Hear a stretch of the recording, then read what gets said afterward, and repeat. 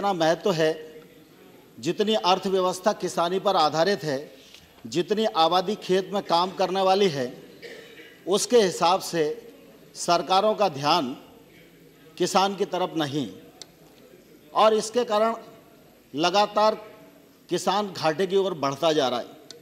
आज आप सब लोग महसूस करते होंगे कि जो लोग व्यापार करते हैं वो अपने बच्चे को व्यापारी बनाना चाहते हैं, जो डॉक्टर हैं वो डॉक्टर बनाना चाहते हैं, जो इंजीनियर हैं वो इंजीनियर बनाना चाहते हैं, लेकिन हिंदुस्तान का कोई भी ऐसा किसान नहीं है जो अपनी औलाद को किसान बनाना चाहता हो। आज इस स्थिति की तरफ हम बढ़ रहे हैं, यह निश्चित रूप से हिंदुस्तान के लिए बहुत ही खतरनाक संकेत है, ऐसा मैं मानता हूँ। आज़ादी के 65 वर्षों बाद किसानी की जितनी उपेक्षा हुई है, इससे ज़्यादा दुर्भाग्यपूर्ण स्थिति और कभी नहीं हो सकती। हम प्रतिवर्ष देखते हैं उत्तर प्रदेश, आसाम, पश्चिम बंगाल, उड़ीसा, बहुत सारा प्रदेश का हिस्सा है जो बाढ़ से डूबता है। जब तक वो लोग बाढ़ से निवृत्त होते हैं और दोबारा पुनर्वासित हो पाते हैं, तब तक फिर बाढ़ आ जाती है। तो प्रतिवर्ष डूबते हैं और प्रतिवर्ष पुनर्वासित होते हैं। यह सिलसिला पूरे देश में चल रहा है। सूखे से देश के अनेक भाग पीड़ित हो जाते हैं। ओले का तो मालूम ही नहीं, बेमौसम बरसात हो जाती है, ओलावृष्टि हो जाती है, और ओलावृष्टि के कारण जो नुकसान आज हुआ है वह निश्चित रूप से आम आदमी को परेशान करने वाला और चिंतित करने वाला है। माननीय सभापति महोदय, मैं आपके माध्यम से कृषि मंत्री जी को आग्रह करना चाहता हूं कि वो स्वयं भी किसान हैं और महाराष्ट्र के बहुत ही अनुभवी देश के नेता हैं।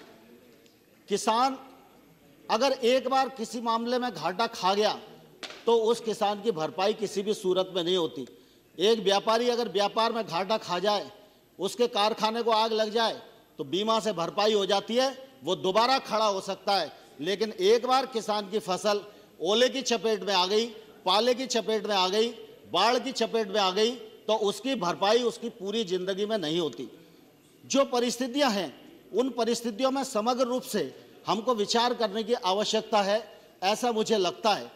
माननीय कृषि मंत्री जी यहाँ बैठे हुए हैं, आप सब इस बात के साक्षी हैं, जब एनडीए की सरकार थी तो इस सारी विपदाओं से निपटने के लिए माननीय अटल बिहारी वाजपेयी जी ने नदी जोड़ो प्रोजेक्ट तैयार किया था, वह लागू होना था।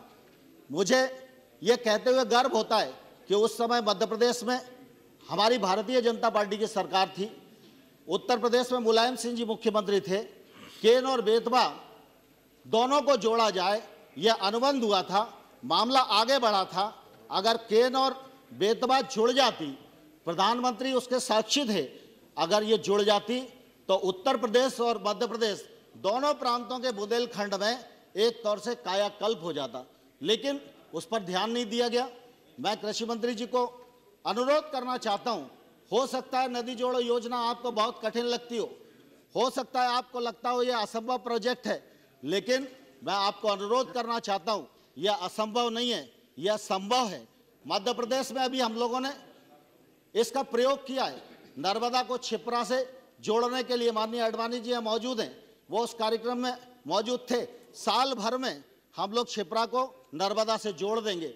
एक बहुत बड़ा हिस्सा सिंचाई का रकबा बढ़ेगा, बहुत सारे गांवों को पेयजल मिलेगा, बहुत सारे लोगों के जीवन स्तर में बदलाव आएगा, खेती को फायदा होगा, उत्पादन ज़्यादा बढ़ेगा।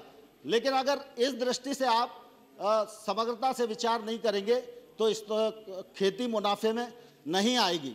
दूसरा, आज मनरेगा की बात बहुत चलती है।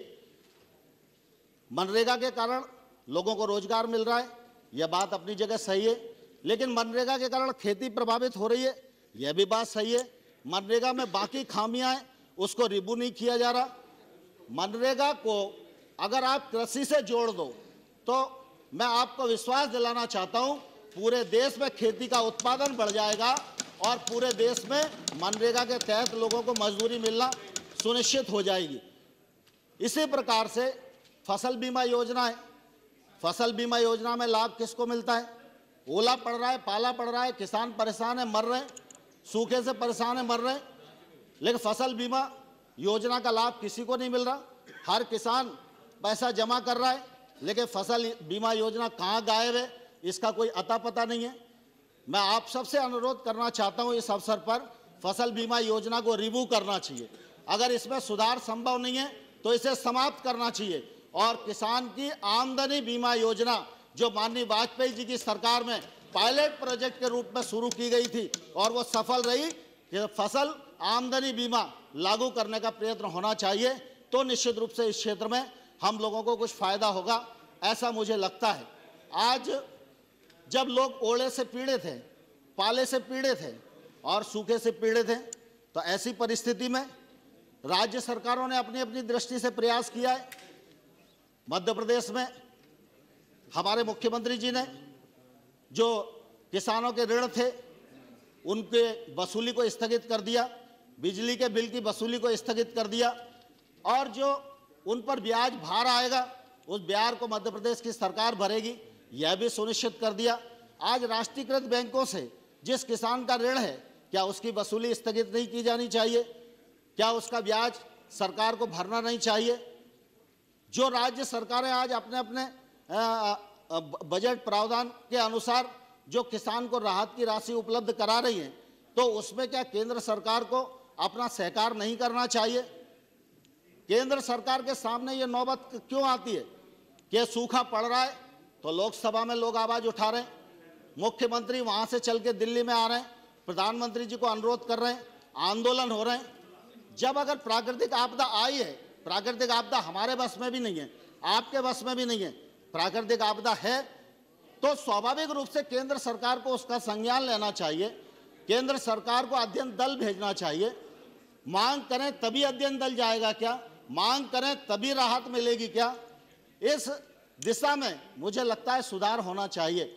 माननीय सभापति महोदय, मैं आपके माध्यम से कृषि मंत्री जी को यह भी अनुरोध करना चाहता हूं, जो बाबा आलम के जमाने के नॉर्म्स बने हुए राहत प्रदान करने के, अगर वो बदले नहीं जाएंगे तो राहत आम आदमी को मिल नहीं पाएगी।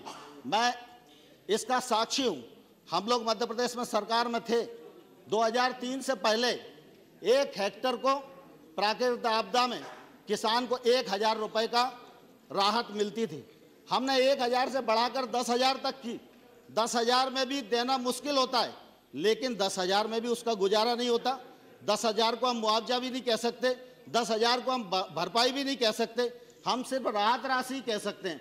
अगर आप इन नॉर्म्स को नहीं बदलेंगे तो निश्चित रूप से मुझे लगता है कि किसान का भला हम नहीं कर पाएंगे। 1-2 मिनट में माननीय सभापति जी, मैं मध्य प्रदेश की बात आपके समक्ष रखना चाहता हूं। अब मध्य प्रदेश की आप हालत देखें, जनवरी माह में पूरा पाला पड़ा, 20 जिले प्रभावित हुए, 66 तहसील प्रभावित हुई, 61,000 गांव प्रभावित हुए, 1,77,582 हेक्टेयर भूमि पर जो फसल खड़ी थी वो पाले से प्रभावित हुई। अनुमानित मूल्यांकन जो किया गया वो 28,411.52 लाख का किया गया। 5582 लाख रुपया मध्य प्रदेश की सरकार ने अपने मद से किसानों को वितरित कर दिया, लेकिन आज भी उससे किसान की माली हालत सुधरी नहीं है। 1 जनवरी महीना हुआ, जनवरी पूरी बीती नहीं, तब तक फरवरी आ गया। 4 फरवरी, 11 फरवरी, 14 फरवरी, 15 फरवरी, 16 फरवरी, 17 फरवरी, 23 फरवरी, पूरे दिन ओलावृष्टि होती रही। मध्य प्रदेश में 50 रेवेन्यू के जिले, 50 में से 35 प्रभावित हैं, 105 तहसीलें प्रभावित हैं, 3,663 गांव प्रभावित हैं, 3,24,844 हेक्टेयर भूमि में जो फसल खड़ी थी वो पूरी तरह बर्बाद हो गई। अनुमानित मूल्यांकन किया गया, 887 करोड़ रुपया हुआ, 106 करोड़ रुपए की प्राथमिक किस्त जारी कर दी।